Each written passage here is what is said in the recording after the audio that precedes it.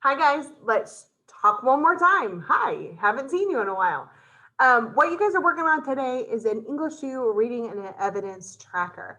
So, what you're doing with this is we want you to have a really rich inventory of text because using text evidence in things like the STAR essay or in any type of writing is very beneficial. It makes you look well rounded. It makes you look like an excellent student who knows what they're talking about. If you can bring up any type of literature or other text while you're reading, it makes you that much more credible because as a reader, you are a learner. And as a learner, you obviously are able to prove your points a little more clearly. So, with this, it's going to be a little bit of a review from last semester, but more than that, it's also going to be a way for you to house or to hold all of the readings that we've done thus far. Okay? So, what you're going to do, if you'll see, it has your directions for each text that we've read last semester and this current semester. Complete the chart. The purpose is to have a running list of evidence that you can use to support an argument. Okay, so what you're doing here is you're looking at the different texts, and I've gone ahead and have listed all of the texts that we read last semester. Let me pause there a second. If you are new to the class and you have not read them, meaning maybe you came from English 2 pre-AP, or maybe you came from another school or whatever. So yours not going to know these. You might need to go through here and erase these, and you will put in things that you have read. That is only for people who haven't been here. If you've been here and you've been in my class or you've been at the school, then you are going to have to read these or have to have read these. So these are things you should have read and that you should have some knowledge on. So keep that in mind. You might have to read quite a bit if you didn't read it all last semester. All right, so what you're going to do, you'll go to the story by any other name. By any other name is a story that we read. Or let's start with this one that I've already done. So you start with my name. The author is Sandra Cisneros. I typed her name in there. I also gave a super short summary of it. It's 2 to 3 sentences.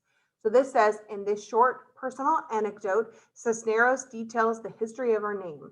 She was named after her great grandmother, whom she never met, but she doesn't care for the name.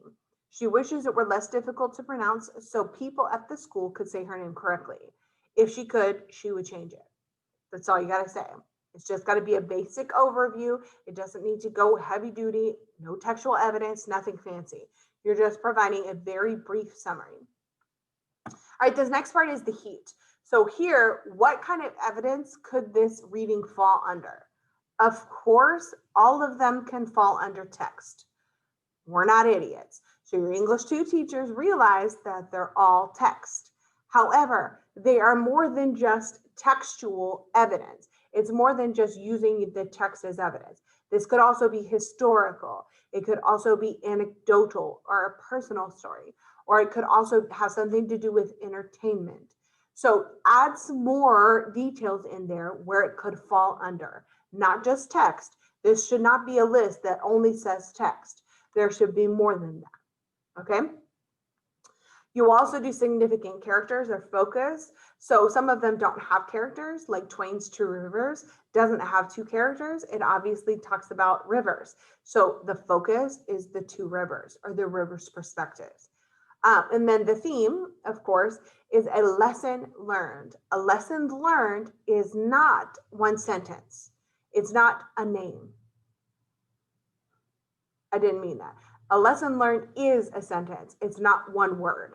So a lesson learned is not a name or names are bad. It's something more involved in that. It's like the moral to the story. So for this one, I came up with a name is something given to a person, and though one may not like it the name often carries family history. All right, so you come up with a lesson that the author intended. Okay, so here's the thing. I'll do another one with you. We'll do it real quick. So we got by any other name. That's from way early in the semester. What of a goldfish would you wish? You also did some independent reading. You did not read all of these stories. You only read one of them. So highlight it and make sure you identify it. We did Black Men in Public Spaces, The Myth of the Latin Woman, On the Sidewalk Bleeding, Two Ways of Seeing a River, The Other Westmore. It's possible that we could have forgotten some. Maybe we did, maybe we didn't. Who really knows? I'm going to add one on here. We're going to do one together. Let's go with the 2 ways of seeing a river. So this one, the author is Mark Twain. All right, so that was the author. So let's go ahead and back this guy up so I can see what I'm doing here. All right, so I'm going to do a summary of it. Let's go ahead and do the summary. So in that story, it was that very short one that talked about how when he was young, he saw the river a certain way and he was excited about going on the boat. And that as he started working and became more of a river connoisseur or a river captain, he looked more at what the river could provide him as opposed to the beauty of nature. So this short, I want to say narrative, but it's not a narrative. So this short descriptive text details the way Twain saw, details the 2 different perspectives Twain has regarding, gotta spell it right, his beloved river. When he first is on the Mississippi, he sees the river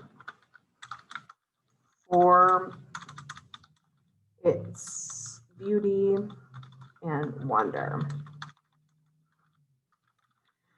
As he works on the river, his perspective changes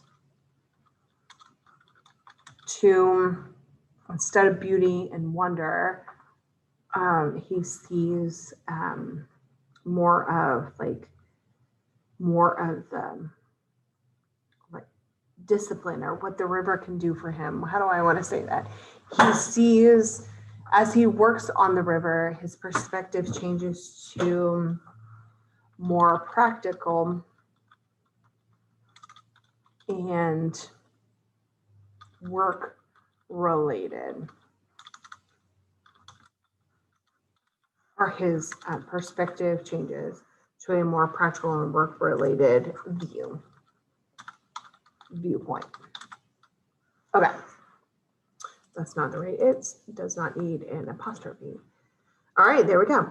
The short descriptive text details the 2 different perspectives Twain has regarding his beloved river. When he first is on the Mississippi, he sees the river for its beauty and wonder. As he works on the river, his perspective changes to a more practical and work-related viewpoint. All right, I like it. Let's keep it. All right, so when we're looking here, does it have history, entertainment, anecdotal, or textual? I think it could be, we can do, I mean, it's kind of pushing it, but we can use it as history because he's talking about how something changes.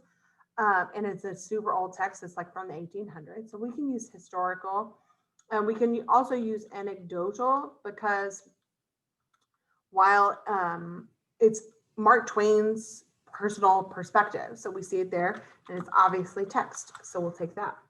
Got to spell anecdotal right. Okay, let's go up here. What is the significant characters or focus? Well, it's obviously the Mississippi River. Done. All right, so what's the theme here? So the theme is not about rivers. Like, yes, the story is about the rivers, but the point is not about a river. The point is about something more broad than that. So here he's talking about how time can change our perspectives. Time and experience can change one's perspective. I like it. Done. Check. So 2 ways of seeing a river is done. You may continue the rest. We are going to keep this list going, so it does not stop at the Other West More. We're obviously finishing the Other West More next week. And then after that, we're going to read Letter from Birmingham Jail. Then we're probably, actually, I think we're going to read something, a TED Talk before then. So anything that we're reading, we're going to keep adding to this list. So this list is not going away. You not doing it today or Friday is not going to help you. It's not going away. It's going to be something that we continue to add to. So do your best and add to it as we continue moving on through the year. This is also due on Friday. So it's due at Friday at the end of the period or by 4 o'clock because you should be working on it in class. All right, let me know if you have questions or let your teacher know if you have questions and I'd be happy to help. But otherwise, have a great day and I hope this video helped you some. Have a good one. Every time. I don't know how to stop the video short. Have a great day.